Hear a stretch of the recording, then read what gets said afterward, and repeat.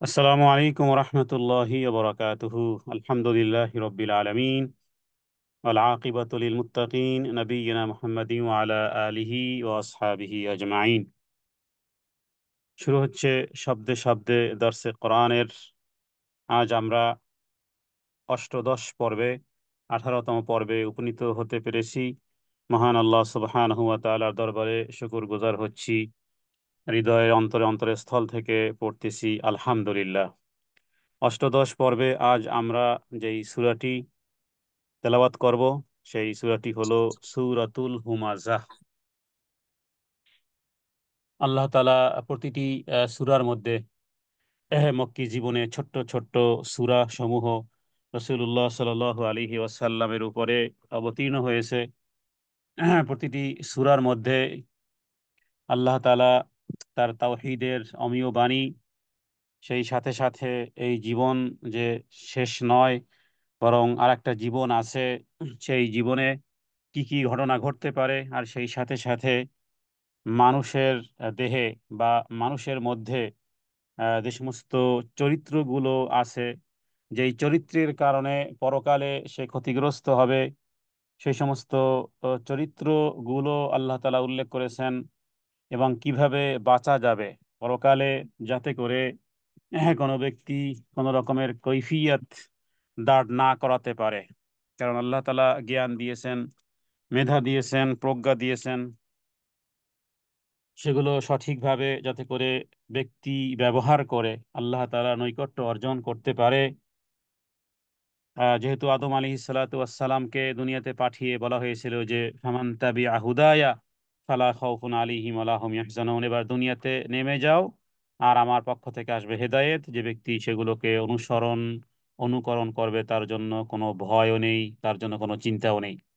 সূরা হুমাযাটি মক্কাতে অবতীর্ণ হয়েছে এবং এই সূরার মধ্যে কিছু অনৈতিক চরিত্র, অসৎ বৃত্তির বেশ কিছু বিষয় যা মানুষের মধ্যে আছে সেগুলোকে নিন্দা করা হয়েছে। আর বিষয়টি সকলের মধ্যেও আছে আবার, মানে চরিত্রটা সবার মধ্যেই আছে, কিন্তু সেই চরিত্রকে একটা সঠিক মানদণ্ডে নেয়ার বিষয় এই সূরার মধ্যে উল্লেখ করা হয়েছে। সেটি হলো যে অর্থলিপ্সা বা অর্থলিপ্সা, অর্থের প্রতি টান, এটি সমস্ত মানুষের মনের মধ্যেই আছে। কিন্তু কতটুকু খারাপ আর কতটুকু ভালো, এই বিষয়গুলো যেন কোরআনুল কারিমে এই সমস্ত সূরার মধ্যে উল্লেখ করা হয়েছে। কারণ জঘন্যতম যে সমস্ত প্রবণতাগুলো আমাদের মধ্যে আছে, আখেরাতের চিন্তা চেতনা ধ্যান ধারণা যদি না হয়, তাহলে এই জাতীয় লোক কি পরিমাণ ভয়াবহ হতে পারে, কোন ধরনের চরিত্র হতে পারে এবং পরকালে তার কি পরিণাম হতে পারে, এ সমস্ত বর্ণনা করার পরে একজন ব্যক্তি, একজন শ্রোতা বা একজন এর ক্লায়েন্ট, তিনি নিজেই বুঝতে পারবেন যে আসলে আমি কোন পর্যায়ে আছি এবং এই ধরনের কাজের চরিত্রের অধিকারী ব্যক্তির পরিণাম যে কি হয়ে থাকে। যেহেতু দুনিয়ায় এই ধরনের চরিত্রের লোকেরা কোনো রকমের সাধারণতভাবে শাস্তি পায় না, টাকা পয়সার জোরে হোক যেভাবে হোক না কেন, দুনিয়াতে সে বেশ ফ্রিডম হয়, চতুর্দিকে যেন মনে হয় প্রশস্ততা। কারণ হাতের ইঙ্গিতেই হয়, টাকা পয়সার অধিক থাকার কারণে অনেক কিছুই হয়, যার কারণে তারা সাধারণতভাবে তেমন একটা শাস্তি দুনিয়াতে পায় না। কি হয় উল্টো, তাদের আঙ্গুল ফুলে বলা যায় যে কলা গাছ হওয়ার মতন। কিন্তু আখেরাত, আখেরাত যে অনিবার্যভাবে অবশ্যম্ভাবী হবে এবং সেখানে আখেরাতে মানুষের সমগ্র আমলনামা তার সামনে যে রেখে দেওয়া হবে, সে দুনিয়ায় যে সামান্য বালুকণা পরিমাণও নেকি বা বদি, নেকি বা গুনাহ করেছিল, সেগুলো তার সামনে উপস্থিত হবে, উপস্থাপন হবে, একেবারে জিরো থেকে জিরো পুরোটাই। তো আল্লাহ প্রদত্ত এটাও একটা অনুগ্রহ যে আল্লাহ তাআলা কাউকে ধন দেন, কাউকে শরীরে শারীরিক সুস্থতা দেন, কাউকে চেহারার সৌন্দর্য দেন। আল্লাহ তাআলা বিভিন্ন নিয়ামত সমূহ যে মানুষকে দেন উইদাউট অ্যাপ্লাই, কোনো অ্যাপ্লাই আমরা কেউ করিনি, করব কিভাবে? তো চোখ ছিল না, নাক ছিল না। তো এরপরে দুনিয়াতে আল্লাহ তাআলা এগুলো আমাদেরকে দেন, আর এরপরে আমরা যখন নিজেদেরকে আয়নায় চেহারায় দেখি, আমি তো বেশ সুন্দরী, আমি তো টাকা পয়সার অভাব মালিক, আমি তো অগণিত টাকা পয়সার মালিক, এভাবে করে দুনিয়াবি আল্লাহ তাআলার প্রদত্ত এই দেয়া নিয়ামতকে আমরা কাজে লাগিয়ে অন্যায়ভাবে অন্যায়ভাবে আবেগ আর বিবেক এবং শয়তানি ওয়াসওয়াসায় পড়ে দিন ধর্ম থেকে গাফেল হয়ে যা খুশি তাই করা হয়। যা খুশি তাই করা হয়। সোশ্যাল মিডিয়াটা পাপে ভরপুর হয়ে গেছে, কারণ তারা বিভিন্নভাবে শক্তিশালী, কেউ শারীরিকভাবে ফিজিক্যাল, কেউ শক্তিশালী, কেউ আর্থিকভাবে শক্তিশালী। তো এই কারণে আল্লাহ তাআলা এই সমস্ত বিষয়গুলোকে আল্লাহ তাআলা একেবারে উল্লেখ করে দিয়েছেন। যেমন আমরা সূরা আসরের মধ্যে পাবো যে সেখানে কিভাবে কারা ক্ষতিগ্রস্ত হবে ইত্যাদি বিষয়গুলো আল্লাহ তাআলা এই ছোট্ট ছোট্ট মক্কি জীবনের এই সূরাগুলোতে আল্লাহ তাআলা উল্লেখ করেছেন। যে কোনো ব্যক্তি আল্লাহ তাআলার এই সমস্ত নিয়ামতগুলো পাওয়ার মাধ্যমে, কারণ দুনিয়ার জীবন একদিন শেষ হয়ে যাবে, মৃত্যু পরে একটা জীবন আছে, সেখানে কেবল তোমার সমস্ত কাজেরই নয়, বরং নিয়ত যাচাই পর্যালোচনা করা হবে, নিয়ত পর্যালোচনা করা হবে। কোনো ব্যক্তি কোন ধরনের ব্যবহার লাভের যোগ্য সেটা তোমার রব খুব ভালো করে জানেন। সুতরাং যে ব্যক্তি বস্তুবাদী মানসিকতায় আচ্ছন্ন হয়ে মৃত্যুর পূর্ব মুহূর্ত পর্যন্ত দুনিয়ার লাভ, দুনিয়ার স্বার্থ, দুনিয়ার আরাম, দুনিয়ার আয়েশ ভোগ, মর্যাদা ইত্যাদি অর্জন করার পর মানে পরস্পর থেকে অগ্রগতি হওয়ার প্রতিযোগিতায় মেতে ওঠে, আল্লাহ তাআলা সেগুলো সামনের সূরাগুলোতে বিভিন্ন আয়াতে সেগুলো উল্লেখ করেছেন। সুতরাং এই যে গাফলতির এটা যে একটা অশুভ পরিণতি সম্পর্কে আল্লাহ তাআলা মানুষকে সজাগ করেছেন। ছোট্ট ছোট্ট সূরা আমাদের জীবন পরিবর্তন করে দেওয়ার জন্য যথেষ্ট, যদি আমরা সত্যিকার অর্থেই হৃদয়ঙ্গম করি। ছোট্ট ছোট্ট সূরা দিয়েই তো আমরা বেশিরভাগ সালাত আদায় করি, কিন্তু খেয়াল নেই যে আল্লাহ তাআলা কি বলতেছেন। এটা শুধু কোরআন কারীম সালাতেই তেলাওয়াত করা নয়, বরং এর মধ্যে অন্তর্নিহিত আছে রাসূলুল্লাহ সাল্লাল্লাহু আলাইহি সাল্লামের হাদিস, আছে মানহাজ, আছে আদেশ, আছে নিষেধ, আছে সতর্কতা অবলম্বন।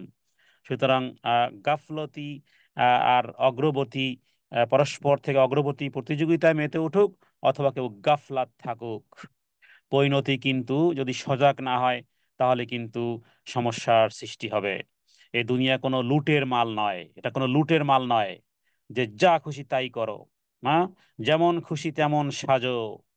এটা দুনিয়াতে যেমন খুশি তেমন সাজতে পারবো, কিন্তু যেমন খুশি তেমন সাজা, এটা লুটের কোনো মাল নয়। হ্যাঁ, এখানে যা খুশি তাই করতে পারবো, কিন্তু কিভাবে করলাম, কোথায় ব্যবহার করলাম, রবের কাছে হিসেব দিতে হবে। প্রত্যেক ব্যক্তিকে হিসাব দিতে হবে। অতএব আমরা বলবো যে দেশ, ব্যক্তি, দেশ, জাতি, এমনকি সারা দুনিয়ার সমস্ত মানুষ ক্ষতির মধ্যে অবস্থান করবে যদি কোরআনে যেই সমস্ত বিষয়গুলো উল্লেখ করা হয়েছে সূরা আসরের মধ্যে, সে বিষয়গুলো এবং অন্যান্য সূরার মধ্যে। তো এই সূরাটির মধ্যে, সূরা হুমাজার মধ্যে বেশ কয়েকটি চরিত্রের কথা উল্লেখ করা হয়েছে, যেই চরিত্রগুলো আমাদের প্রত্যেকের মধ্যেই আছে। কিন্তু আমরা আজকের ডাইভার্ট করব আমাদের এই চরিত্রগুলোকে আমরা পরিবর্তন করব। আমরা সেটাকে এক ধরনের কনভার্ট করে শরীয়ত কতটুকু সম্মত দেয় ততটুকু গ্রহণ করব, আর বাকিগুলোকে আমরা দাবিয়ে রাখবো ইনশাল্লাহ। যখন জানবো তখনই করতে পারবো ইনশাআল্লাহ বিইজনিল্লাহ। আমা তাওফীক ইল্লা বিল্লাহ। তাহলে শুরু হচ্ছে অষ্টদশ পর্বের সূরাতুল হুমাজার তেলাওয়াত এবং সেই সাথে আনুষঙ্গিক অন্যান্য বিষয় ইনশাআল্লাহ বিইজনিল্লাহ। আমা তাওফীক ইল্লা বিল্লাহ। أعوذ بالله من الشيطان الرجيم. بسم الله الرحمن الرحيم. ويل لكل همزة لمزة. ويل لكل همزة لمزة. দেখুন, এই আয়াতের মধ্যে চারটি শব্দ আছে, একটিও টান নেই, কোথাও দেরি করা যাবে না। ওয়াইলুল্লি কুল্লি হুমাজাতি, কোনো কোথাও টান নেই, কোথাও বিন্দু পরিমাণ টান নেই। পুরোটা আয়াত টান ব্যতীতই পড়তে হবে স্পষ্ট করে। ওয়াইলুল্লি কুল্লি হুমাজাতিল লুমাজাহ, টানের কোনো কায়দা নেই, কোনো কায়দা পাওয়া গেল না। ওয়াইলুল্লি কুল্লি হুমাজাতিল লুমাজা, টান না থাকলে এভাবেই পড়তে হবে, টান ব্যতীতই পড়তে হবে, কোথাও দেরি করা যাবে না। ওয়াইলুল লিকুল্লি হুমাজাতিল লুমাজা। এখানে আরেকটি টান, যেমন নাকি যারা সূরা কুরাইশের দর্সটি যারা কমপ্লিট করেছেন তারা নতুন একটা কায়দার সাথে সম্পৃক্ত হয়েছেন। সেটি ছিল যে অ এবং ইয়া যদি সাকিন হয়, অ এবং ইয়া যদি সাকিন হয়, সেখানে যদি অক্ফ করা হয় তাহলে টেনে পড়তে হয়। সূরা কুরাইশ পর্বে যারা অংশগ্রহণ করেছেন তারা এটি আয়ত্ত করতে পেরেছেন। এবার দেখুন, এখানে যদি আমি এখানে এভাবে বলি ওয়াইল লিকুল্লি হুমাজাতিল লুমাজা, তাহলে ওয়াইল কেন কেন থামলাম, কেন টান দিলাম? এই কারণে যেহেতু ইয়া সাকিন পাওয়া গেল এবং থামলাম। যদি এখানে একটা কায়দা এরকম হতে পারে যে যদি আপনি এভাবে পড়েন ওয়াইল, টান কেন? যেহেতু ইয়া সাকিন পাওয়া গেছে এবং থেমেছে, এই কারণে টান। কিন্তু যখন আমি মিলিয়ে পড়বো তখন পড়তে হবে ওয়াইলুল লিকুল্লি হুমাজাতিল লুমাজা, দুর্ভোগ প্রত্যেকের যে সামনে নিন্দাকারী বা পিছনে গীবতকারী, মানে দুর্ভোগ। ওয়াইল মানে দুর্ভোগ। ওয়াইল শব্দের আরবি একাধিক অর্থ আছে। ওয়াইল মানে জাহান্নামের একটা উপত্যকাও হতে পারে। বিভিন্ন সাহাবায়ে কেরাম থেকে একাধিক তাফসীর গুলো আছে। আরবির প্রতিটি হরফ, প্রতিটি অক্ষর, প্রতিটি শব্দ একই সাথে হ্যাঁ পজিটিভও বোঝায়, নেগেটিভও বোঝায়। এই বিষয়টি হয়তো আপনারা অনেকে আগে থেকে জানেন বা আমিও বলেছি বারবার। একই শব্দ অবস্থার প্রেক্ষাপটে পজিটিভও বোঝায়, নেগেটিভও বোঝায়। যেমন হারাম, মসজিদুল হারাম, এখানে পজিটিভ অর্থও আছে, নেগেটিভ অর্থও আছে। নেগেটিভ অর্থ এরকমের যে আল্লাহ তাআলা এখানে সমস্ত জিনিসকে নিষিদ্ধ করেছেন, হারাম। আবার আল্লাহ তাআলা মসজিদুল হারাম এটাকে সম্মানিত, তাহলে হারাম অর্থেও সম্মানিত করলাম, আবার নিষিদ্ধতাও বোঝানো হলো। তো এখানে ওয়াইল শব্দ দ্বারা, ওয়াইল শব্দটির অর্থ হলো দুর্ভোগ। পরকালে হয় হবে দুর্ভোগ, না হয় হবে সুখ ভোগ। দুই দুই দুটি ওয়ে, হয় সুখ, না হয় আরাম, না হয় বেরাম। হয় হবে সুখ ভোগ, না হয় হবে দুর্ভোগ। সুখ ভোগের জন্য একটা স্থান আছে যার নাম, তার নাম হলো জান্নাত। আর দুর্ভোগের জন্য একটা স্থান আছে যার নাম হলো জাহান্নাম। তাহলে ওয়াইল শব্দের অর্থ হলো দুর্ভোগ। লিকুল্লি, লিকুল্লি, লি মানে জন্য, কুল শব্দের অর্থ হলো প্রত্যেকের। লিকুল্লি মানে প্রত্যেকের, দুর্ভোগ ওই জাতীয় ব্যক্তিদের, মানে দুর্ভোগ প্রত্যেকের। প্রত্যেকের মধ্যে আপনি আছেন, আমি আছি, আমরা সবাই আছি, প্রত্যেকের মধ্যে আমরা সবাই আছি। তার মানে এটা হেডিং টু ইউ অথবা হেডিং টু মি, যে কেন আমি, আমি আবার কি কাজ করলাম যে আমার এখানে নাম এসে গেল? হ্যাঁ, সামনে ইনফরমেশন হুমাজাতিল লুমাজা। তুমি কি কখনো মানুষের সামনে নিন্দা করো, অথবা কি কখনো পিছনে দোষ প্রচার করো? তাহলে এবার কুল্লির মধ্যে তোমার নামও এসে গেছে, তোমার নামও এসে গেছে। সবাইকে গণগ্রেফতার, গণগ্রেফতারের মধ্যে তুমি একজন ভালো মানুষ এসে গেছো। কেন? ওই যে তুমি ওখানে ছিলে, এই কারণেই তোমাকেও গ্রেফতার করা হয়েছে। ওই মজলিসে, ওই প্রোগ্রামে তুমি ছিলে, যার কারণে অ্যারেস্ট হয়েছে পুলিশের হাতে। অপরাধ কি? ওই জায়গায় কেন ছিল? এমন যেহেতু বিষয়গুলো হয় আমাদের সাথে, তাহলে কুল্লি, লিকুল্লি মানে প্রত্যেকের জন্য আছে দুর্ভোগ। প্রত্যেকের জন্য দুর্ভোগ, তোমার জন্য, আমার জন্য, হ্যাঁ হ্যাঁ, তোমার জন্য, আমার জন্য, সবার জন্য, আমাদের সবার জন্য দুর্ভোগ আছে। কেন? দুর্ভোগটা কেন হবে? হুমাজাতিল লুমাজা। হুমাজা মানে সামনে নিন্দা করে অথবা পিছনে দোষ প্রচার করে। কোরআনুল কারীমের শব্দের অর্থ ক্ষেত্রে অনেক সময় দেখা যাবে যে সেগুলো বোধগম্য হয় না, বা অনেক প্রশ্ন আসে, তখন সেগুলোর প্রশ্নের উত্তর জানার জন্য হাদিস থেকে রাসূলুল্লাহ সাল্লাল্লাহু আলাইহি সাল্লাম সেগুলোর ডেসক্রিপশন, সেগুলোর ডিটেলস দিয়েছেন। তো এখানে সামনে নিন্দা করা অথবা পিছনে পিছনে দোষ প্রচার করা, বিষয়টাকে বলা হয়েছে যে এদের জন্য দুর্ভোগ, মানে পশ্চাতে এবং সম্মুখে যারা পরনিন্দা করে তাদের জন্য দুর্ভোগ। তবে হাদিস থেকে এগুলোর ক্যাটাগরি পাওয়া যায় যে কার কার সামনে আপনি দোষগুলোকে শুধরে দিতে পারবেন, অথবা সামনে উপস্থাপন করতে পারবেন, অথবা পিছনে গীবত করতে পারবেন, কার কার গীবত করা যায়। এই বিষয়গুলো হাদিস থেকে রাসূলুল্লাহ সাল্লাল্লাহু আলাইহি ওয়াসাল্লাম জানিয়েছেন। যেমন নাকি কোনো ব্যক্তি যদি বেদাত প্রচার করে, কোরআন সুন্নাহ নামে বেদাত যেগুলো অথেন্টিকতা নয়, তার বিষয়গুলো মানুষের কাছে বলা যেতে পারে। কেউ টাকা পয়সা নিয়ে, ঋণ নিয়ে টাকা পয়সা ধার দেয়, নিয়ে দেয় না ঠিক মতো, তার মানে লেনদেনে খারাপ ব্যক্তি। তো তার সম্পর্কে মানুষকে সতর্ক করা যেতে পারে, কারণ এখানে জনগণের সাথে সম্পৃক্ত যেই দোষগুলো সে করে সেগুলো ব্যক্তির সাথে না, বরং সেই বিষয়গুলো ইনফর্ম করা যেতে পারে। অনুরূপভাবে বিবাহ শাদীর ক্ষেত্রেও কোনো নারীর চরিত্র বা পুরুষের চরিত্র ইত্যাদি কি, সে বিষয়গুলো আলোচনা করা যেতে পারে। যাই হোক, আমরা ওইদিকে না, বরং হুমাজা এবং লুমাজা সম্পর্কে আরেকটি কথা বলবো। সেটি হলো, অনেকে সামনাসামনি আহ, নিন্দা করাটাকে সাহসিকতার বিষয় মনে করে, যে আমি একেবারে সামনে বলে এসেছি। তো এই জাতীয় সামনে বলা, এটাকে বলা হয় হুমাজাহ, মানে সামনাসামনি যে মানুষের নিন্দা করে। স্বাভাবিকভাবেই যারা একটু বেশি রাগী বা যারা খুব বেশি সাহসী, এই কাজগুলো তারা করে ফেলে। তো সেগুলো যদি সমাজের সাথে সম্পৃক্ত হয় তাহলে ঠিক আছে, কিন্তু ব্যক্তির সাথে যদি সম্পৃক্ত হয় তাহলে আমরা কখনোই এভাবে করে করব না। মানুষের সামনে তাকে অপমান করব না, বরং তাকে পার্সোনাল ভাবে বলবো যে আপা বা ভাই, আপনার মধ্যে এই বিষয়গুলো কিন্তু সঠিক নয়।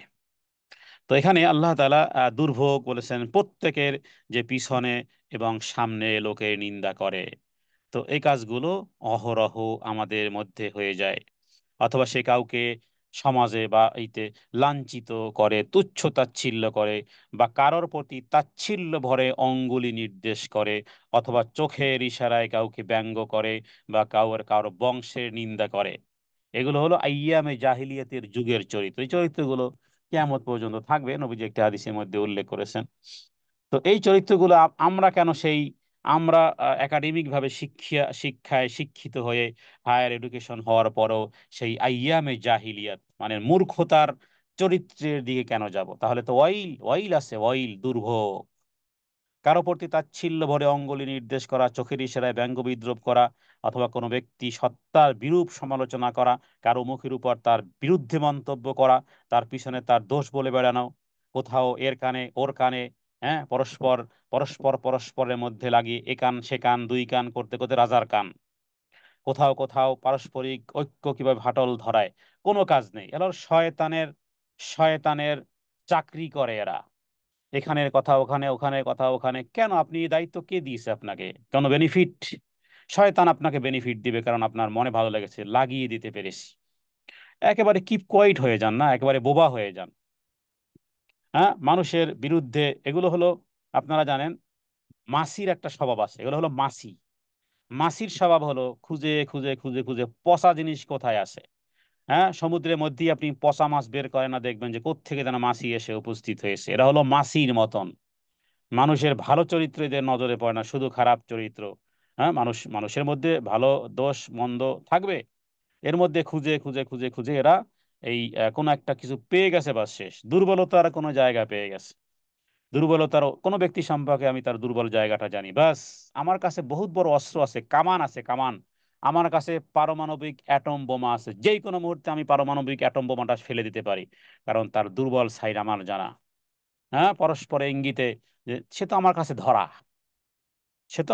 ধরা, কারণ আমি জানি তার দুর্বল সাইড। ব্যাস, সে ব্যক্তি যেন একেবারে পাহাড়ের উপর উঠে গেছে, আর ওই ব্যক্তি যেন নিচে। এই যে স্বভাব, এই স্বভাবগুলো আমাদের মধ্যে বিরাজমান। আল্লাহ তাআলা এটাকে কন্ডেম করেছেন, সতর্ক করেছেন। ওয়াইল ওয়াইল লিকুল্লি হুমাজাতিল লুমাজাহ, প্রত্যেক ওই ব্যক্তির জন্য দুর্ভোগ। অনুরূপভাবে আপনি যদি জানেন যে পরস্পরের মধ্যে ফাটল ধরবে, হ্যাঁ, পরস্পরের মধ্যে ঐক্যের ফাটল ধরবে, তো সেগুলো এই অয়েল অয়েল আর হুমাজা লুমাজার মধ্যে। কোথাও কখনো কখনো আমরা দেখি মানুষের নাম বিকৃত করে, কথায় কথায় খোঁচায় কথা দিয়ে খোঁচা দেওয়া, হ্যাঁ, অভ্যাসে পরিণত হয়েছে। এগুলো বহু বড় গুনাহ, বহু বড় গুনাহ। এগুলো মানুষের সাথে মুআমালা, এগুলো রবের সাথে সম্পর্ক নয়। রবের রবের হুকুম অমান্য করেছেন, 10 বছর সালাত আদায় করেন নাই, 10 বছর সিয়াম রাখেন নাই, তওবা করলে ইসলামী স্কলারগণ বলেন সেটা মাফ হতে পারে। কিন্তু কারো পিছনে দোষ বলে লাগিয়েছেন, কান কথা দিয়েছেন, পরস্পরের মধ্যে লেলিয়ে দিয়েছেন, ফাটল ধরিয়েছেন, বিকৃত করেছেন, খোসা খোসা দিয়ে কথা বলেছেন, হ্যাঁ, এগুলোকে পরনিন্দা করেছেন।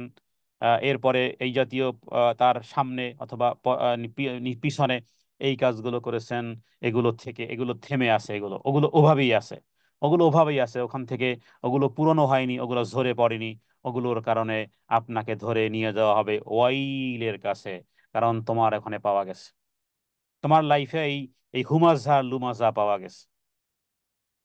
তো এই কারণে গুনাহ থেকে বৃহত্তম, বৃহৎ বৃহৎ থেকে বৃহত্তর, বৃহৎ থেকে বৃহত্তর এবং খারাপ থেকে খারাপ হলো এই জাতীয় দোষ। হ্যাঁ, সামনেও কখনো কেউ কেউ সামনেও নিন্দা করে, অথবা পিছনেও করে বা পশ্চাতেও নিন্দা করে। তো এটা বড় অন্যায়।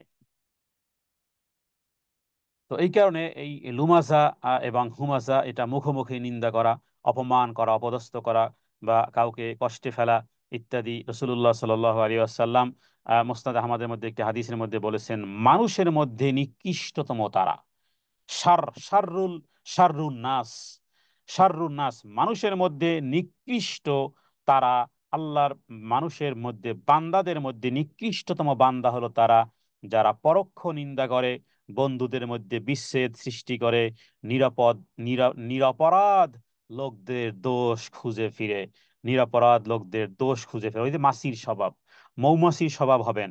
আজকের থেকে মৌমাছির স্বভাব হবেন, যেথায় ফুল, যেথায় মধু, সেখানে শেষ, তার সাথে আমার রিলেটিভ, তার সাথে আমার সম্পর্ক।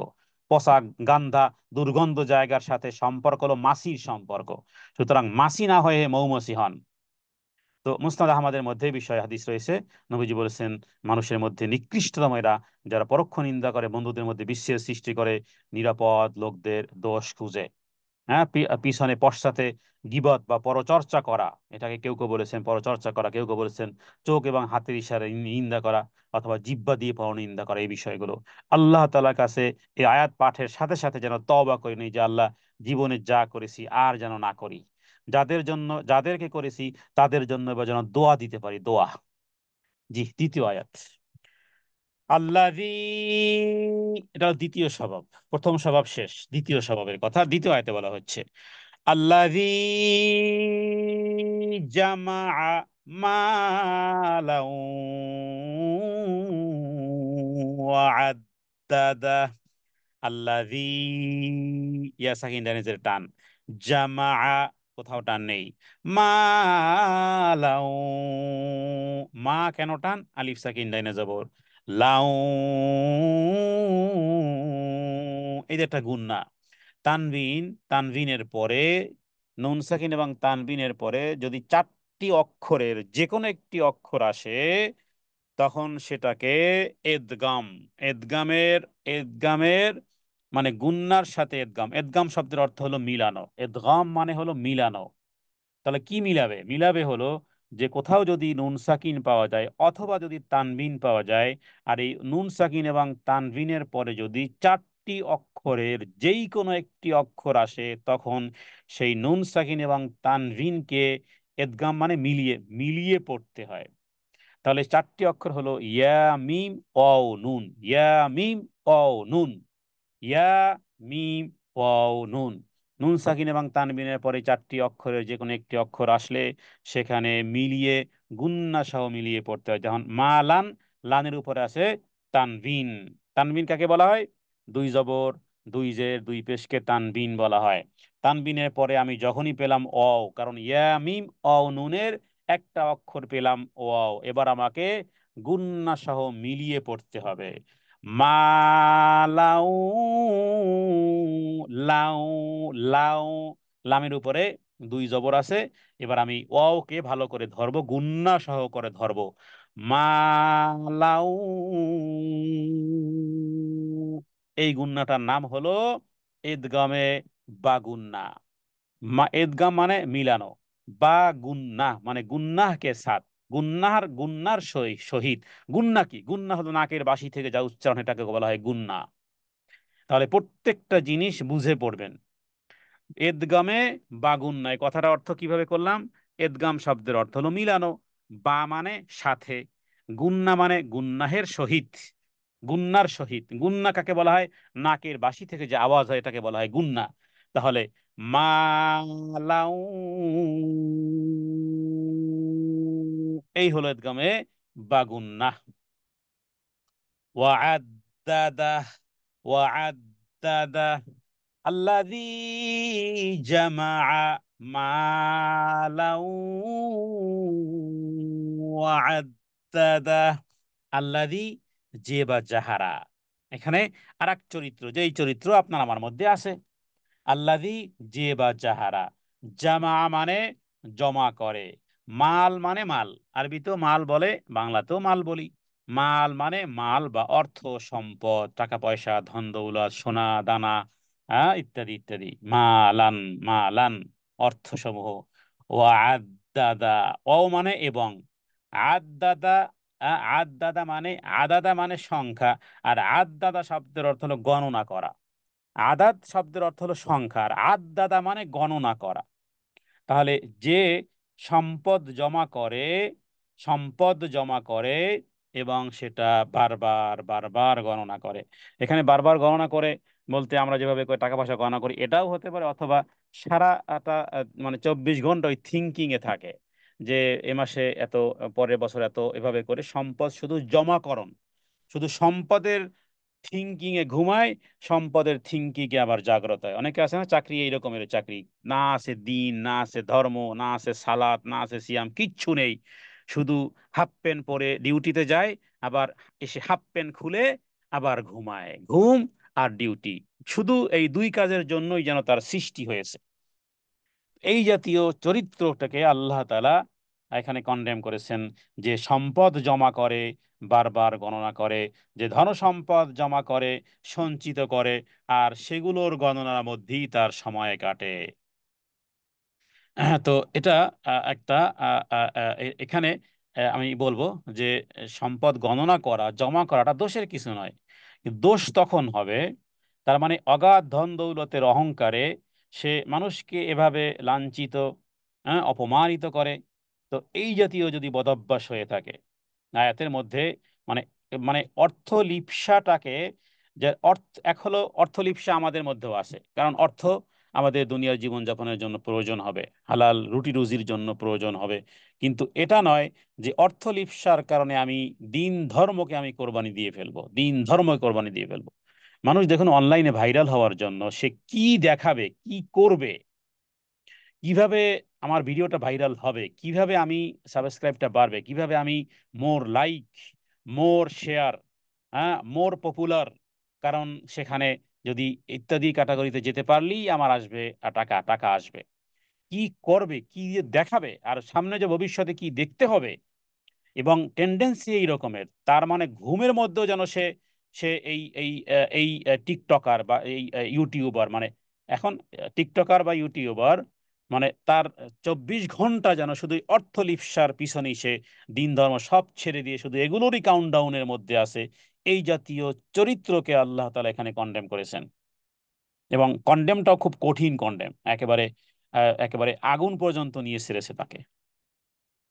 তো আমরা বলবো যে সঞ্চয় করা, টাকা পয়সা গণনা করা, সঞ্চয় করা সর্ব অবস্থাতে গুনাহ নয়, হারামও নয়।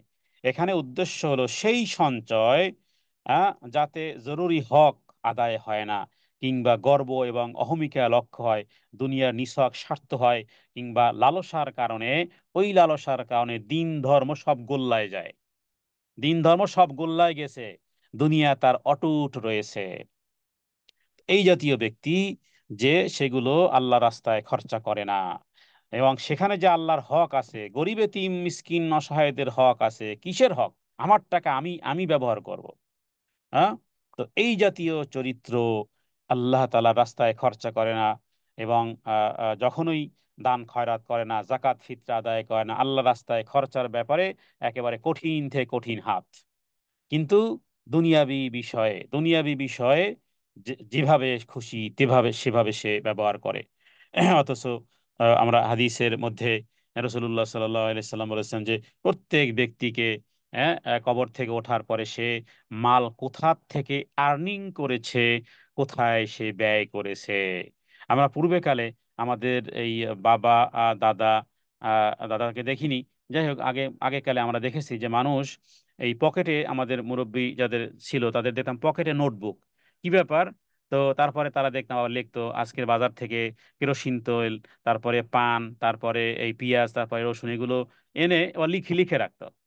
লিখে রাখতো মানে কোথায় তার ধান বিক্রি করছে কত টাকা, কোথায় ব্যয় করেছে, কোথায়, মানে পুরো হিসাব কিতাব তার এই নোটবুকে আছে, তার আর্নিং এক্সপেন্ডিং নোটবুকে আছে। তো কোথার থেকে একজন ব্যক্তির আসলে এইভাবেই হওয়া উচিত যে আমার আর্নিং এর মধ্যে একটি টাকাও যেন অন্যায় কোনো টাকা যেন না আসে। এক্সপেন্ডের মধ্যে এমন না যে আমার পকেটের পয়সা, আমার ছেলে বা মেয়ে পুতুল ধরেছে যে আম্মু এই পুতুলটা লাগবে, কিনে দিলাম, টাকার কি অভাব আছে নাকি? একটা পুতুল কয় টাকাই বা দাম? হ্যাঁ, একটা একটা ডল কয় টাকাই বা দাম? বাচ্চা কান্নাকাটি করতেছে, ছেলে কান্নাকাটি করতেছে, আম্মু এই পুতুলটা লাগবে, বাস কিনে দিলাম। টাকা আপনার হতে পারে, অভিরুচি আপনার হতে পারে, কিন্তু এই এক্সপেন্ড আপনাকে কোথায় নিয়ে ঠেকবে? কারণ স্বাধীন নয়। আপনার আমার পকেটের টাকা, আমার পকেটের টাকা খরচার ক্ষেত্রে আমরা স্বাধীন নয়। এই কথাটি যদি আমাদের মাইন্ডে রাখতে পারি তাহলে মূল ট্র্যাকে থাকতে পারবো। আর তা না হলে যদি মনে করি আমার টাকা আমি ব্যয় করব, তুমি কে? হ্যাঁ, টাকা পয়সা আর্নিং এর ক্ষেত্রেও যেভাবে করে আমরা ফ্রিডম নয়, এক্সপেন্ডের ক্ষেত্রেও ফ্রিডম নয়, এটা যে বুঝবে তিনি এর থেকে বের হয়ে যেতে পারবেন ইনশাআল্লাহ। তাহলে দ্বিতীয় আয়াতের তর্জমা আমরা শুনলাম এবং এখানে টানের বিষয়টি আমরা জানলাম। আবারও একটি দুটি টান, একটি গুণনা। আল্লাযী জামাআ মালান ওয়া আদ্দাদা। আল্লাযী টান, ইয়া সাকিন ডাইনেজের, মা আলিফ সাকিনের জবরে টান, লাউ এদগমে বাগুন্না, আর টান নেই। আল্লাযী জামাআ মালাউ ওয়া আদ্দাদা। এই আয়াতের দাবি হলো যে আল্লাহ, আমরা যেন ওই সম্পদই জমা করতে পারি, আর্নিং করতে পারি যার মধ্যে আছে তোমার সন্তুষ্টি। আবার ওই সম্পদ যেন আমরা আমাদের আমরা আমাদের পরিবার পরিজনের জন্য, নিজের জন্য তোমার সন্তুষ্টির রাস্তায় যেন আবার ব্যয় করতে পারি। হে আল্লাহ, আপনি আমাদেরকে তৌফিক এনায়েত করেন। তৃতীয় আয়াত, ইয়াহসাবু আন্নামা লাহু আখলাদা। ইয়াহসাবু টান নেই, আন্না গুন্না আছে, টান নেই। গুন্না কেন? নুনের উপরে তাসদিদ থাকার কারণে এটাকে ওয়াজিব গুন্না, কিন্তু টান দেয়া যাবে না, শুধু গুন্নাই করতে হবে। আন্না মা লাহু, মা কেন টান? আলিফ সাকিন ডাইনে যাবর। লাহু কান তাহুতে কেন টান? হা উল্টা পেশ হু, উল্টো পেশ পাওয়া গেছে, এ কারণে মায়ও টান আছে, হুতেও টান আছে, আন্নায় টান নেই। আন মা লাহু আখলাদাহ, কোনো টান নেই। আখলাদাহ। ইয়াহসাবু, ইয়াহসাবু হা গলার মধ্যখান থেকে, হ্যাঁ, একটু ঠেসে, ইয়াহসাবু আন্না মা লাহু আখলাদা। আমি বেশি করে টান দিচ্ছি যেহেতু এখানে শিক্ষার্থীরা, যাতে করে টানের জায়গাতে আমি লম্বা টান দেই, অর্থ পরিবর্তন হবে না, অশুদ্ধও হবে না। বোঝার জন্য আমরা বেশি বেশি করে টান দিচ্ছি, বেশি করে গুণনা করতেছি, যাতে কোথায় টান, কোথায় গুণনা, কোথায় টান নেই, বিষয়গুলো যেন একেবারেই স্পষ্ট হয়। ইয়াহসাবু আন্নামা লাহু আখলাদা। ইয়াহসাবু মানে মানুষ ধারণা রাখে, সে ধারণা করে। হ্যাঁ, ইয়াহসাবু সে ধারণা করে। এখানে সে, এখানে ইয়াহসাবু শব্দটি হলো যে মানুষ ধারণা করে, বা যারা ওই পর্যায়ের, কারা এর আগের আয়াতের সাথে সম্পর্কিত, যে শুধু টাকা পয়সায় তার জীবনের উদ্দেশ্যই হলো আমাকে টাকা পয়সা কামাতে হবেই হবে, সেটা কোন ওয়ে সেটা দেখার বিষয় না।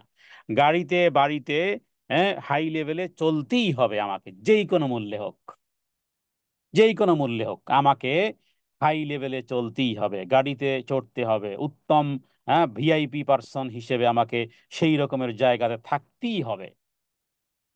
এবং এইটাই যখন থট হয়ে যায়, তখন তাদের ধারণা এই রকমের, মানে আল্লাহ তাআলা যেন এটাকে এক ধরনের এক্সাম্পল দিয়েছেন যে দেখে মনে হচ্ছে, সে মনে করে যে এই সম্পদ তাকে অমর করে রাখবে। এই আয়াতটা হলো এই রকমের, এটা হলো নতিজা, এটা হলো ফলাফল।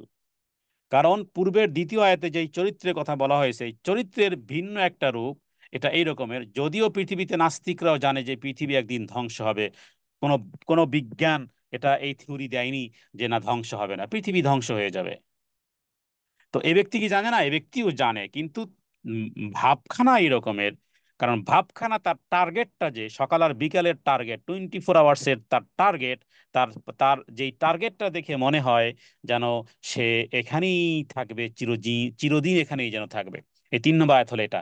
ইয়াহসাবু, সে ধারণা করে, আন্না, নিশ্চয়ই, আন্না মানে নিশ্চয়ই, মা লাহু, তার এই যে মাল ও মাত্তা, সম্পদ সম্পত্তি, অথবা পাওয়ার, যেন আখলাদা, আখলাদা মানে যেমন বলি না খালিদিনা ফিয়া মানে চিরকাল, আখলাদা মানে হলো অমর করে রাখবে বা চিরকাল থাকবে। সে মনে করে, তার ভাবখানা, তার আর্নিং আর এক্সপেন্ডিং দেখলে মনে হয়, কারণ হালাল হারামের বাজ বিচার নেই, ব্ল্যাক মানি আর না white money does not matter, তার কাছে টাকা চাই, টাকা। হ্যাঁ, কোনো মামলা মোকদ্দমাতে হতে পারে যে তার গাছ, তার তার ঘর, তার ঘর মানুষের কাছে বায়না দিয়ে মামলা চালাচ্ছে, নাকে নাকফুল বিক্রি করে হলেও উকিলের হাতে টাকা দিচ্ছে, ডাক্তারের হাতে টাকা দিচ্ছে, প্রত্যেকে যেন ছুরি নিয়ে বসে আছে। তুমি মিয়া গোল্লায় যাও, তোমার রক্ত বিক্রি করো, সেটা আমার দেখার বিষয় নয়, আমার এটা চাই। সে মনে করে তার সম্পদ তাকে চিরজীবী করে রাখবে, সে মনে করে তার ধন সম্পদ চিরকাল তার সাথে থাকবে, সে মনে করে এই অর্থ যেন শেষ হবার নয়, তার কাছেই থাকবে। আল্লাহ এটা বলেছেন, ইয়াহসাবু, সে ধারণা করে, যেন আন্না, নিশ্চয়ই সে, মা লাহু, তার এই সম্পদ, তার এই ক্ষমতা, তার এই বাহাদুরি, তার এই তার টাকা পয়সা ধন দৌলত, আখলাদা, যেন তাকে অমর করে রাখবে। মানে আর যেন এটাই এটা, এখানেই যেন, এখানেই এসেছি যেহেতু এখানেই আমাকে থাকতে হবে, মানুষের সাথে চলতে হবে। চলাটা এই রকমের না যে না আমি তো এগুলো রেখে চলে যাব, এটা মাথায় আসবে না। আমার এই রকমের গাড়ি হতে হবে, বাড়ি হতে হবে, কিন্তু যেই কোনো মুহূর্তে যে গাড়ি আর বাড়ি ছেড়ে, ব্যাংক ব্যালেন্স ছেড়ে, আমি যে আমার এই অর্থ সম্পত্তি ছেড়ে যেই কোনো সময়ে যে আমার কুপকাত হতে পারে, সেটা মাথার মধ্যে থাকে না। আল্লাহ এটাকে বলেছেন যে এই রকমের চরিত্র সে ধারণা করে, যে সে মালাহু আখলাদা, যেন এটা সব সময় তার সাথে থাকবে, চিরন্তন জীবন দান করবে। তার মানে অর্থ জমা করে, গুণে রাখে, এবং এইগুলোতে এই পরিমাণ সে বিজি থাকে, তার সুপার বিজিটা 24 আওয়ার্স বিজি। হ্যাঁ, আমাদের দেশে, গ্রাম দেশে শুনতাম কোনো কোনো এই মানুষ বলতো যে আমি এত বিজি যে আমার মরার সময়ও নাই, নাউজুবিল্লাহ মিন যালিক। তার মরার স্বামী, এগুলো গ্রাম বাংলা কথা বলতেছি, মরার সময় নাই এই পরিমাণ বিধি, মানে কথা প্রসঙ্গে বলে আহারে, মরার সময় বলে নেই। মৃত্যু তোমাকে সময় দেবে না, ওইভাবেই তোমাকেই গ্রাস করে ফেলবে, তখন অনেক সময় হয়ে পড়ে থাকবে, তোমার সব চলতেছে, তুমি ব্যতীত, মনে রাখবা। হয়তো বা 1-2 দিন কেউ কান্নাকাটি করলেও তুমি ব্যতীত ওই পৃথিবীতে সূর্য যেমন উঠতেছে, সূর্য যেমন ডুবতেছে, তোমার সব কিছু উইদাউট ইউ রানিং, কোনো সমস্যা হচ্ছে না। তুমি মনে করো যে না আমি না থাকলে হবে না, মনে হয়। তো 24 আওয়ার্স যারা এই জাতীয় বিষয়ে মশগুল থাকে, মৃত্যুর কথা তাদের মনে নেই, তারা মনে কখনোই চিন্তার উদয় হয় না যে এক সময় এগুলো সব ছেড়ে খালি হাতে দুনিয়া থেকে বিদায় হতে হবে। বিদায়, রাসূলুল্লাহ সাল্লাল্লাহু আলাইহি সাল্লাম বলেছেন, কিয়ামতের দিন কোনো বান্দার পা সামনে অগ্রসর করতে পারবে না যতক্ষণ না তাকে নিম্নের বিষয়গুলো জিজ্ঞেস করা হয়। এক, জীবনকে কিভাবে নিঃশেষ করেছো। দুই, জ্ঞান দ্বারা কি করেছো। তিন, সম্পদ কোথা থেকে আর্নিং করেছো। চার, কোথায় ব্যয় করেছো। হ্যাঁ, এবং সেগুলো কিসে খাটিয়েছো। এই 5 প্রশ্ন ইমাম তিরমিজি বিশুদ্ধ সনদে 2417 নম্বর হাদিসে বিষয়টি উল্লেখ করেছেন। সুতরাং কে ফ্রিডম বলো, না তুমি ফ্রিডম না আমি ফ্রিডম। চতুর্থ আয়াত, কাল্লা লায়ুম বাদান্না ফিল হুতামা। অর্ডার এসে গেছে, অর্ডার এসে গেছে। ওই দুই চরিত্র, পূর্বে যে 3টি চরিত্রের কথা বলা হয়েছে, এবার এদের এদের এদের ফলাফল এসে গেছে, নথিপত্র এসে গেছে, পরীক্ষার ফলাফল আউট হয়ে গেছে। কি? কাল্লা, কখনো নয়। কাল্লা কেন টান দিলাম? যেহেতু আলিফ সাকিন ডাইনে যাবর, লায়ুম বাদান্না, লাইম বাদান্না মানে লা মানে অবশ্যই অবশ্যই। দেখুন আল্লাহ তাআলা যদি এমনি বলেন যেটা হবে ওটা হয়, কিন্তু আল্লাহ তাআলা যখন তাকিদ দিয়ে বলেন, তাকিদ মানে গুরুত্ব আরোপ করেন, বলেন যে অবশ্যই অবশ্যই, এখানে লা মানে অবশ্যই অবশ্যই। ইউম বাদান্না মানে নিক্ষেপ করা, কিন্তু লা শব্দ এনে এটা এইভাবে করে এটাকে আরো গুরুত্ব আরোপ করেছে যে অবশ্যম্ভাবী, অবশ্যম্ভাবী, অফকোর্স, অবশ্যই অবশ্যই। এই কথাগুলোর এই লামের কারণে এই অর্থটা এসেছে ইউম বাদান্না। ইউম, এখানে একটা কায়দা এসেছে, সেটা হলো নুন সাকিন এবং তানবিনের পরে যদি একটি অক্ষর পাওয়া যায় সেটা বা, তাহলে সেই নুন সাকিন এবং তানবিনকে মিম দ্বারা পরিবর্তন করতে হয়। আপনারা যারা কলিকাতা সাফা বা বাংলাদেশের যেই কওমে কায়েমে যে সাফাগুলো আছে সেগুলোতে তাকিয়ে দেখলে দেখবেন সে ছোট্ট একটা মিম দেখা যায়, এখানের মধ্যে লেখা আছে। হ্যাঁ, আর এই মাসহাফের ভিতরে ছোট্ট একটা মিম, তার মানে নুন সাকিন এবং তানবিনের পরে যদি কখনো বা অক্ষরটি আসে তখন সেই নুন সাকিন এবং তানবিনকে মিম দ্বারা পরিবর্তন করতে হয়। এটাকে বলা হয় একলব। একলব শব্দটি অর্থ হলো বদলানো। তাহলে এখানে একটা গুণনা পেলাম লাইউম, এরপরে বাদান্না গুণনা কেন? নুনের উপরে তাসদিদ থাকার কারণে ওয়াজিব গুণনা হয়েছে লাইউম বাদান্না। তাহলে আমরা দুইটা গুণনা করব, একটা টান এবং দুটি গুণনা কিভাবে দেখুন। কাল্লা, টান হয়ে গেল। লাইউম, লাইউম, কিন্তু কিন্তু এখানে এখানে দেখবেন যে লাম জবর লা, ইয়া নুন পেশ ইউন, বা জবর বা, লাইউন, লাইউন বাদান্না, কিন্তু আমরা পড়তেছি মিম, আমরা নুন কিন্তু পড়তেছি না, কারণ একটা একটা পরিবর্তন ঘটেছে এখানে। নুন সাকিনের পরে বা আসলে সেটা মিম দ্বারা পরিবর্তন, তখন উচ্চারণ হবে, লিখতে হবে নুন, পড়তে হবে মিম। হ্যাঁ, যেভাবে করে ইংলিশের মধ্যেও অনেক ওয়ার্ড থাকে এরকমের। তো এরকমের, তো এখানে লাইউম, লাইউম, কিন্তু মিম নেই, আছে নুন। ছোট্ট এই কারণে আমাদের দেশের সাফাগুলোতে মিম লেখা আছে। লাইউম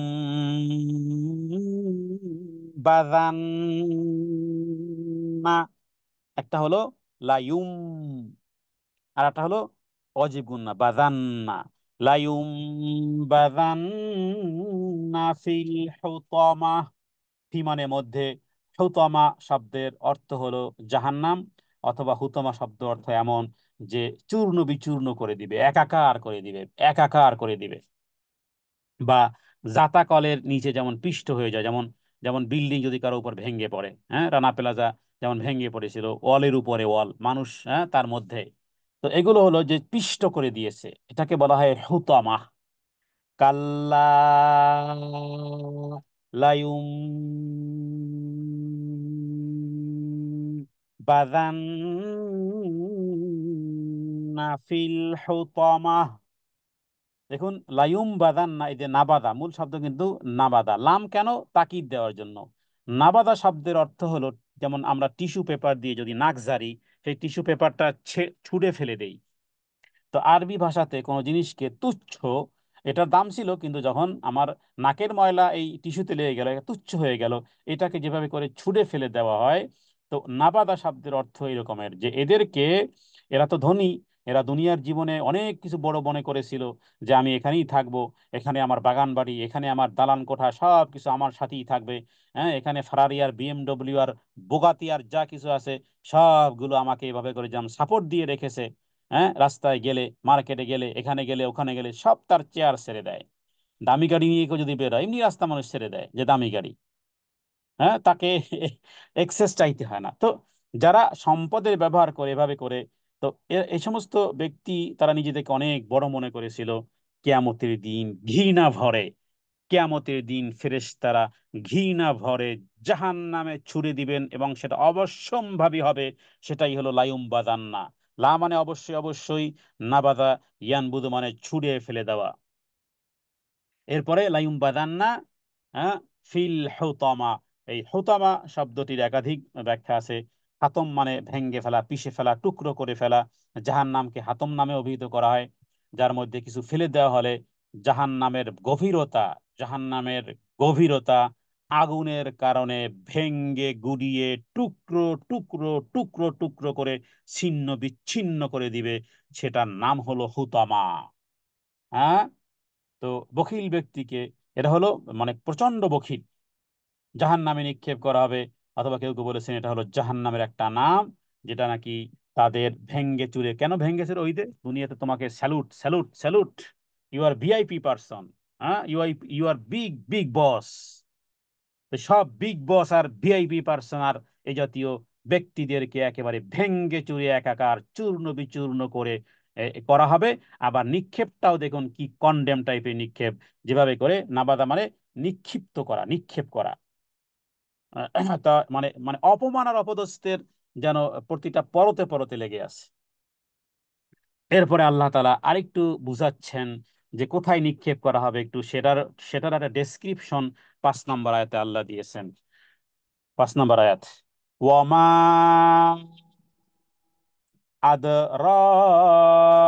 আদরাকামাল হুতামা। দেখুন কোথায় কোথায় টান, ওয়ামা,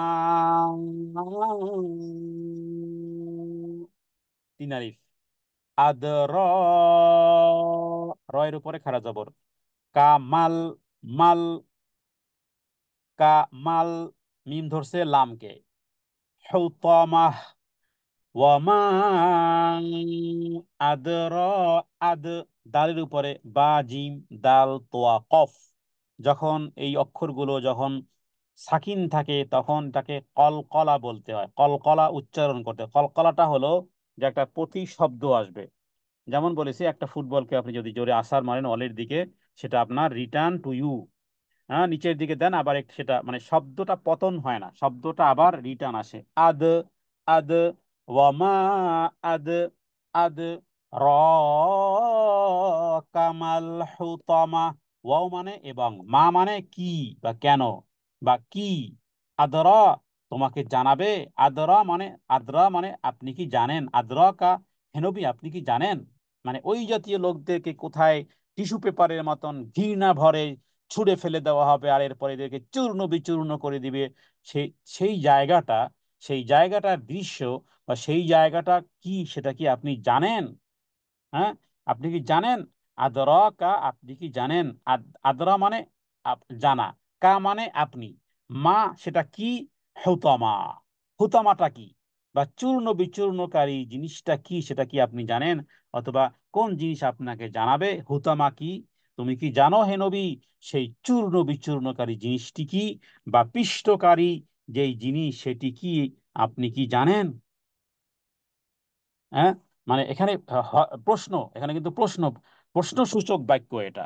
অমা আদরা কামাল হুতামা, প্রশ্নসূচক বাক্য কেন? অ্যাটেনশন, মোর অ্যাটেনশনের জন্য প্রশ্ন করা হয়। একটা ছাত্র ঘুমাচ্ছে মনে করেন, তা আপনি তাকে জিজ্ঞেস করেন, এই বলো তো এটা কি, তার মানে কি? সে তো ঘুমিয়েছিল, তার মানে তার অ্যাটেনশন নেওয়ার জন্য, কারণ তাকে প্রশ্ন করা হচ্ছে। Attention, attention please everybody. কেন, লিকুল্লির মধ্যে কিন্তু এভরিবডি আছে, ওয়াইলুল্লি কুল্লি, কুল্লি মানে গোটা পৃথিবীর মাখলুক শুনে রাখো সেই হুতামাটা কি। হ্যাঁ, জাহান্নামের ভয়াবহতাকে ব্যক্ত করার জন্য আরবির গ্রামারে এ সমস্ত প্রশ্নসূচক বাক্য দিয়ে শুরু করা হয়। এবং এটার অর্থ এরকমের যে সেটা হলো এমন এক ভয়ঙ্কর, মানে প্রশ্নটার মধ্যে আছে উত্তর, কিছু কিছু প্রশ্নের মধ্যেই থাকে উত্তর।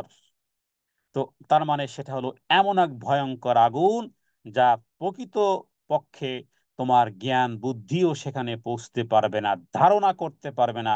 হ্যাঁ, তুমি এটা থিঙ্কিংও করতে পারবে না যে সেটা আসলে কত ভয়াবহতা। তোমার সমজ, তোমার বুঝ, তোমার জ্ঞান, তোমার বুদ্ধি যেটা অনুভব করতে পারবে না, যেটা আয়ত্ত করতে পারবে না, সে হুতামাটা কি। তারপরেও বলে না যে আসলে সেটা যে কি পরিমাণ, কিভাবে তোমাকে আমি এক্সপ্লেন করব। হ্যাঁ, কিন্তু তারপরে কিছু বর্ণনা কিন্তু মানুষ দেয় যে আমি যে কি দেখলাম, হ্যাঁ, নিজেই বুঝতে পারতেছি না, আমি এক্সপ্লেন করতে পারছি, তারপরও কিছু বর্ণনা দেয়। সেই বর্ণনাটা এর পরের আয়াতে আল্লাহ তাআলা দিয়েছেন, 6 নম্বর আয়াতে। সেটি কি? 6 নম্বর আয়াত, নারুল্লাহিল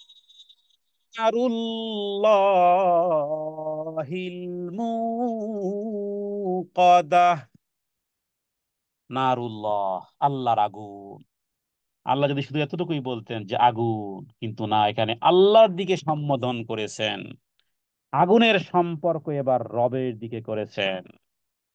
হ্যাঁ, আপনার বাসাতে মনে করুন কি বলে আইপিএস আছে, আইপিএস এ লাইট জ্বলতেছে, অথবা ওটা কি বলা হয় মিটার, এই জেনারেটর, জেনারেটর দিয়ে আপনার ঘরের ফ্যান বা লাইট চলতেছে।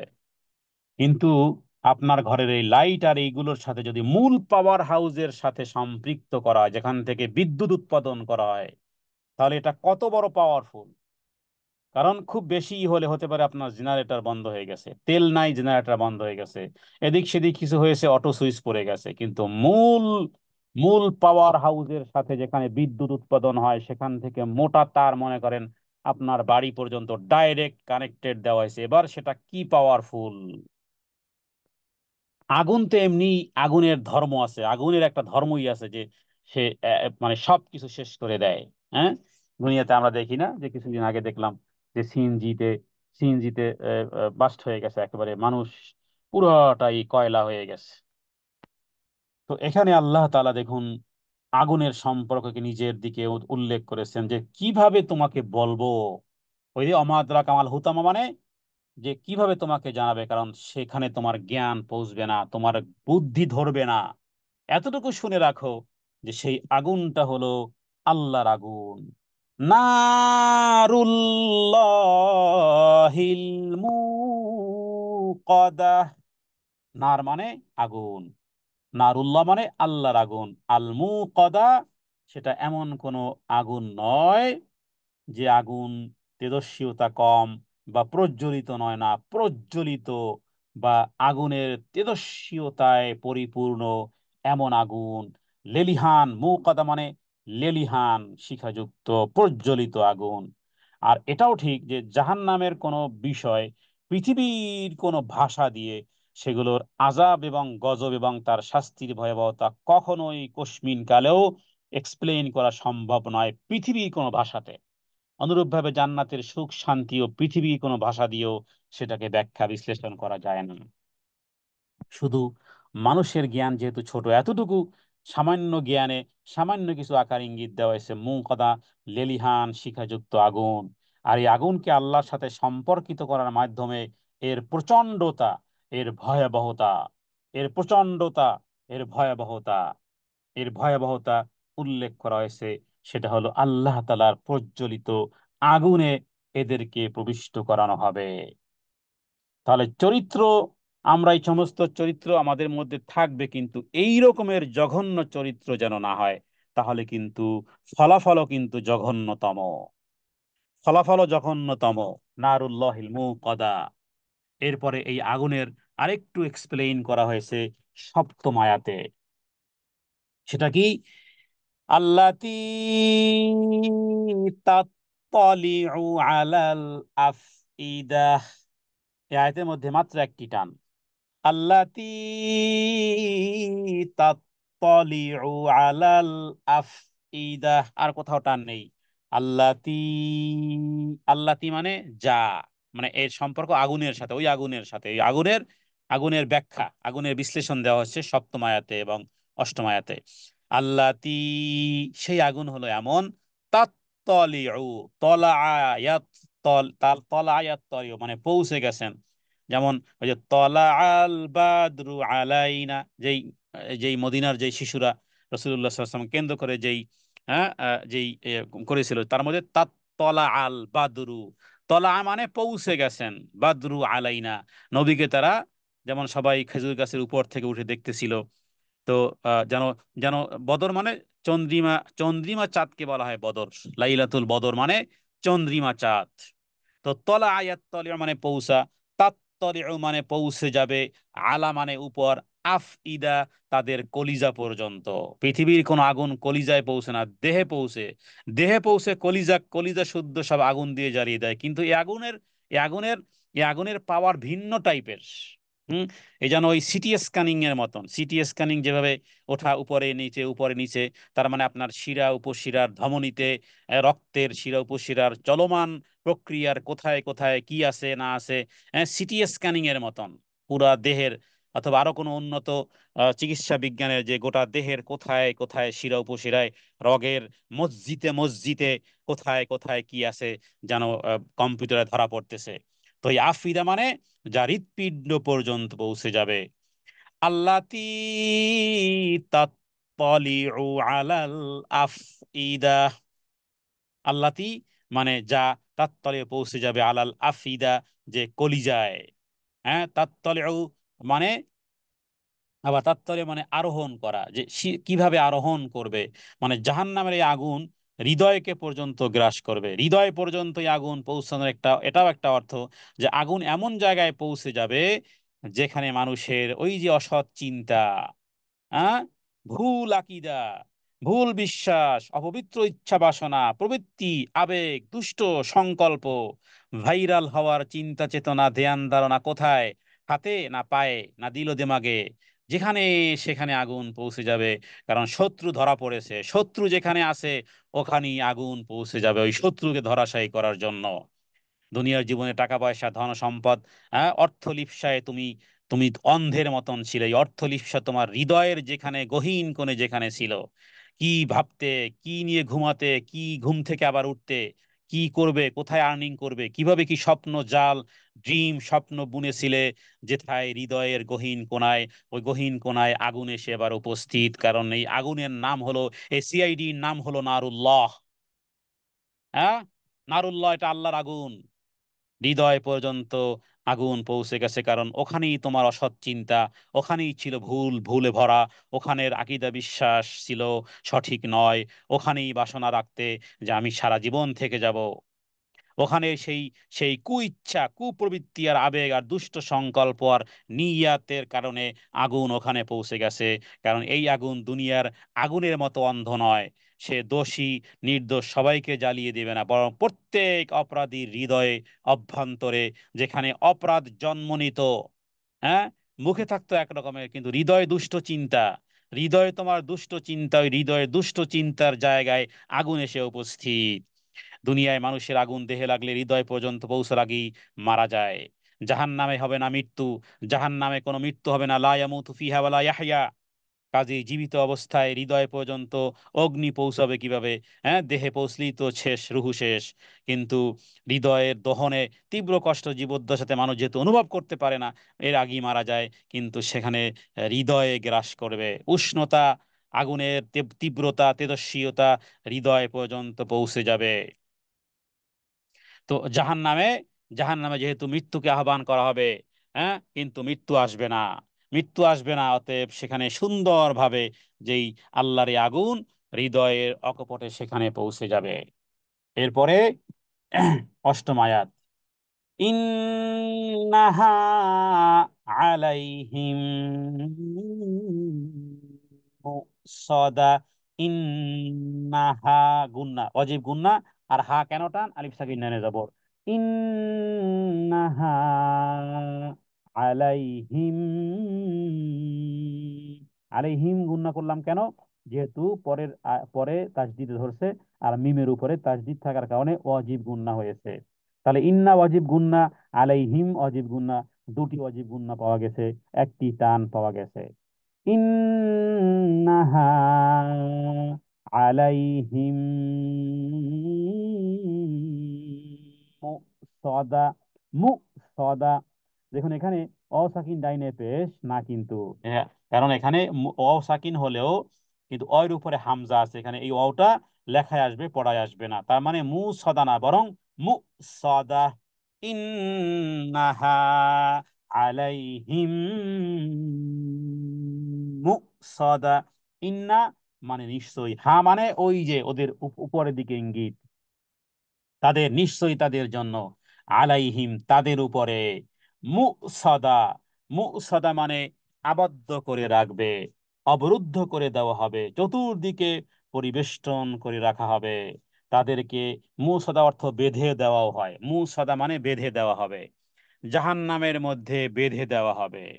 হৃদয়ে তন্ত্রীতে আগুন পৌঁছে যাবে, শুধু তাই নয়, জাহান্নামে তাদেরকে বেঁধে দেওয়া হবে। হায় হায়, তাহলে কি হলো লাভ, কি হলো লাভ? হ্যাপি কাপলকে, হ্যাপি কাপলকে, যারা জান্নাত পর্যন্ত পৌঁছতে পেরেছে তারাই হ্যাপি কাপল। দুনিয়াতে স্বামী হ্যাপি, স্বামী এবং স্ত্রী হ্যাপি কাপল তারা নয় যে কিয়ামত পর্যন্ত পৌঁছতে পারলো না, হয় স্বামী গেল জাহান্নামে, না হয় স্ত্রী গেল জাহান্নামে। তো হ্যাপি কাপল হতে হলে স্বামী স্ত্রী যখন উভয়ে জান্নাতে যাবে তখনই হবে হ্যাপি কাপল। তো দুনিয়ার জীবদ্দশায় এই জাতীয় এই সম্পদের কারণে দেখুন, মামলা মোকদ্দমা থেকে শুরু করে যা কিছু অন্যায় অনাচার অত্যাচার আছে, এগুলোর কারণে কোন পর্যায়ে মানুষকে নিয়ে যায়। কিন্তু বিষয়টা একটা কমন বিষয়, টাকা পয়সা ধন দৌলত আমাদের আলেম জালেম, হ্যাঁ, আস্তিক নাস্তিক সবার জন্যই লাগে, কিন্তু সেটার একটা লিমিটেশন থাকতে হবে, যেন গোলাম না হই। টাকা পয়সা হবে আমার গোলাম, টাকা পয়সা হবে আমার গোলাম। তবে যারা শরিয়া শরিয়া মোতাবেক যারা দিন ধর্ম পালন করবে, জাকাত ফিতরা আদায় করবে, আল্লাহর সন্তুষ্টির জন্য ব্যয় করবে, ব্যয় করতে মন চায় না কিন্তু তবুও ব্যয় করে দিবে, কারণ হৃদয় যেখানে, সেই হৃদয়কে বলতে হবে যে হৃদয় এখন এইখানে কুমন্ত্রণা দেশ, কিন্তু কিয়ামতের দিন ওখানে পর্যন্ত কিন্তু আগুন তোকে গ্রেফতার করবে। এই জন্য বলা হয় পরকালের পরকালের দৃশ্য যাদের হৃদয়ে বহমান, হ্যাঁ বহমান, তাদের হাত লম্বা হয়। এটা একটা মানে একটা রূপক অর্থ, হাত লম্বা হয় মানে তারা আল্লাহর সন্তুষ্টির রাস্তায় তারা দান করা অধিক করে, এটাকেই বলা হয় হাত লম্বা। তো এখানে আমরা আয়াতগুলো পড়লাম, ইন্নাহা আলাইহিম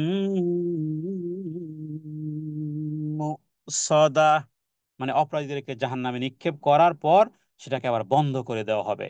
হ্যাঁ, কোনো দরজা তো দূরের কথা, কোনো একটা ছিদ্র খোলা নেই, পরিবেষ্টন এইভাবে করা হবে, আর জাহান্নামে কোনো ছিদ্র নেই যে আগুন কিছু পাস হয়ে গেলে মনে হয় কিছু কম হবে না, আবদ্ধ করে দেওয়া হবে। আল্লাহ তাআলার কাছে পানাহ চাই, হে আল্লাহ আপনি আমাদেরকে জাহান্নামের আগুন থেকে বাঁচান। আল্লাহ যেই স্বভাবগুলো জাহান্নামে নিয়ে যাবে, আল্লাহ সেই স্বভাব থেকে পরিত্রাণ চাই। আল্লাহ সেই খারাপ খারাপ স্বভাব থেকে, খারাপ স্বভাব থেকে হে আল্লাহ আপনার কাছে পানাহ চাই। রাসূলুল্লাহ সাল্লাল্লাহু আলাইহি ওয়াসাল্লাম দোয়া করতেন, নবীজি দোয়া করতেন এই খারাপ স্বভাব থেকে। হ্যাঁ, তো আল্লাহ তাআলার কাছে আমরা যেন প্রার্থনা করতে পারি যে খারাপ স্বভাব থেকে যেন বাঁচতে পারি, এবং বাঁচার রাস্তাগুলো এর বিপরীতটা। বলে যে আদব শিখেছো, আদব শিখেছো কার কাছ থেকে? কয় বেয়াদবের কাছ থেকে আদব শিখেছি। বেয়াদবের কাছ থেকে আদব কিভাবে শিখলা? কয় বেয়াদব যা করেছে তার বিপরীত করেছি, ওটাই আদব। এখানে যেই চরিত্রের কথাগুলো করেছে আপনি এর বিপরীত করবেন, তাহলে এবার আপনার জন্য জান্নাত। কারণ এখানে যেই চরিত্রগুলো বলা হয়েছে এর বিপরীত আমরা করবো ইনশাআল্লাহ। সর্বশেষ আয়াত, ফি আমাদিম মুমাদ্দাদা, ফি টান ইয়া সাকিন ডাইনে জেড, আমাদিম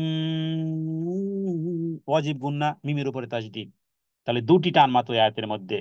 ফি আমাদিম মুমাদ্দাদা, ফি মানে মধ্য, আমাদ আমুদ বলা হয়, আমুদ বলা হয় খুঁটিকে, আমুদ আরবিতে, আরবিতে আমুদ বলা হয় খুঁটিকে বা বাঁশকে বা লোহার ভীমগুলোকে বলা হয় আমুদ। মানে বড় বড় স্থাপনা যেমন ব্রিজের, ব্রিজের নিচে যেই পিলার গুলো থাকে, এই পিলার, এই পিলারকে আরবিতে বলা হয় আমুদ, স্তম্ভ সমূহ। মুমাদ্দাদা মানে দীর্ঘায়িত। দীর্ঘায়িত কি পরিমাণ দীর্ঘায়িত? জাহান্নামে পড়তে 70 বছর লাগে, তার মানে এই স্তম্ভগুলো মনে করুন এরকমের 70 বছরের দূরত্বের পরিমাণ লম্বা লম্বা আমুদ, মানে উচ্চ উচ্চ স্তম্ভে বা লম্বা লম্বা খুঁটিতে ওদেরকে বেঁধে রাখা হবে, যারা দুনিয়ার জীবদ্দশায় এই রকমের ছিল। হ্যাঁ, জাহান্নামের দরজাগুলো বন্ধ করে দিয়ে তারপরে উঁচু উঁচু থাম, উঁচু উঁচু থাম গেড়ে দেওয়া হবে। কেউ কেউ বলেছেন অপরাধীদেরকে উঁচু উঁচু থামের গায়ে বাঁধা থাকবে। হ্যাঁ, এরপরে জাহান্নামীদেরকে শাস্তি দেওয়ার জন্য এইভাবে করে উঁচু উঁচু থামের মধ্যে, উঁচু উঁচু স্তম্ভের মধ্যে এদেরকে আবার বেঁধেও দেওয়া হবে। কারণ সে মনে করেছিল ধন সম্পদ তার কাছে চিরকাল থাকবে। কখনোই নয়, অবশ্যই সে নিক্ষিপ্ত হবে। হে নবী, আপনি কি জানেন হুতামা কি? তা তুমি জানো না। আর সেই হুতামা হলো আল্লাহ, আল্লাহ তাআলার প্রজ্বলিত আগুন, যা হৃদয়কে গ্রাস করে ফেলবে, জ্বালিয়ে ভস্মীভূত করে দিবে, এবং সেখানে তারা কখনোই মৃত্যুবরণ করবে না।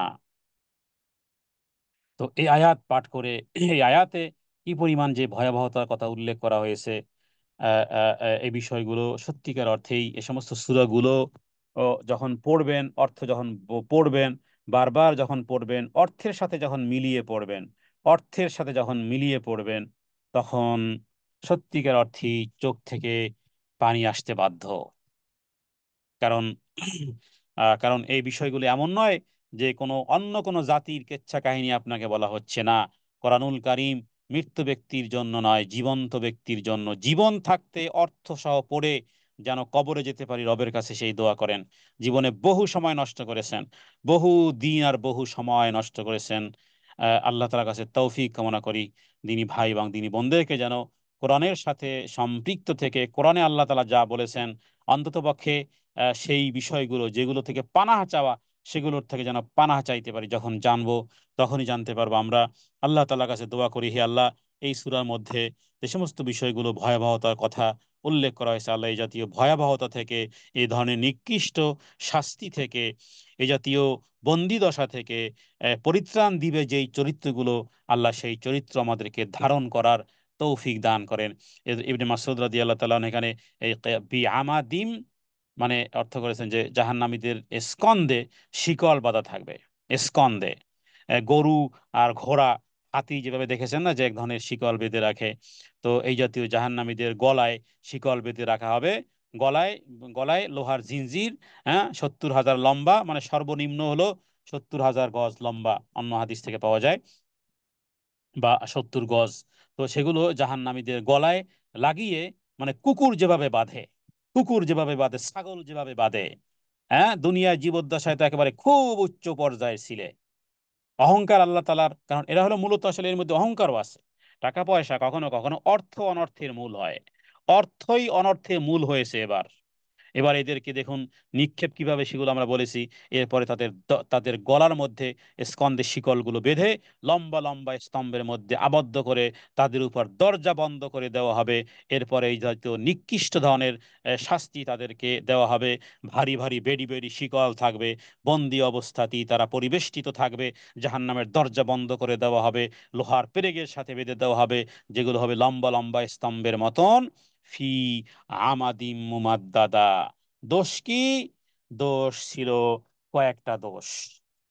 দোষ ছিল, প্রথম দোষ ছিল এরা এমন ব্যক্তি যারা সামনাসামনি মানুষদেরকে তুচ্ছ তাচ্ছিল্য ধিক্কার দেয়, পিছনে করে নিন্দা, এরপরে শুধু টাকা পয়সার গোলাম হয়ে আছে। টাকা পয়সা শুধু জমায় আর জমায়, গুণে আর গণে, সেগুলো কোনো খরচার, দিনের পথে, ধর্মের পথে খরচা কোনো নামগন্ধ নেই। আবার এটাও মনে রাখতে হবে যে অনেকে আছে আবার খরচা করে। অনেক ব্যক্তি দেখবেন যে পাপে, সুদের ব্যবসা করে, ঘুষের ব্যবসা, ঘুষই করে, হারাম কাজে আর্নিং করে, হ্যাঁ, মানুষ মেরে টাকা পয়সা। এরা আবার দেখবেন যে দান দক্ষিণার ক্ষেত্রেও এরা আবার কখনো কখনো এরা দেখা যায় যে অনেক টাকা পয়সা দান করে। হবে না, হবে না, হবে না, কেন হবে না? আল্লাহ তাআলা জানেন তোমার হৃদয়ে কি আছে।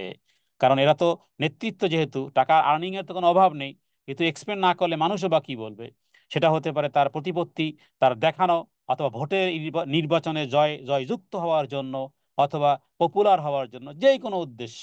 রবের সন্তুষ্টি যদি থাকতো, তাহলে আর্নিং এর ক্ষেত্রটাও তুমি বন্ধ করতে। তুমি যে রবকে ভয় পাও না, তুমি যে মরে যাবে এটা যে তোমার কর্মকাণ্ড দেখলে বিশ্বাস হয় না, তা নাহলে তুমি ব্যাংক থেকে কিভাবে এভাবে করে লোন নাও? কতদিন বাঁচবে এই ঘরে? সুন্দর টাইলস করা, মোজাইক করা, সব বিদেশি ফিটিং, জার্মানি ফিটিং, হ্যাঁ, আর বিভিন্ন দেশের ফিটিং ফাটিং করে এই যে চকচকা একেবারে তকতকা করে যে ঘর বাড়ি বানিয়েছো, থাকবে কতদিন? থাকবে কতদিন? ডাক আসবে কিনা, ডাক পৌঁছবে কিনা, মালাকুল মউত পৌঁছতে পারবে কিনা?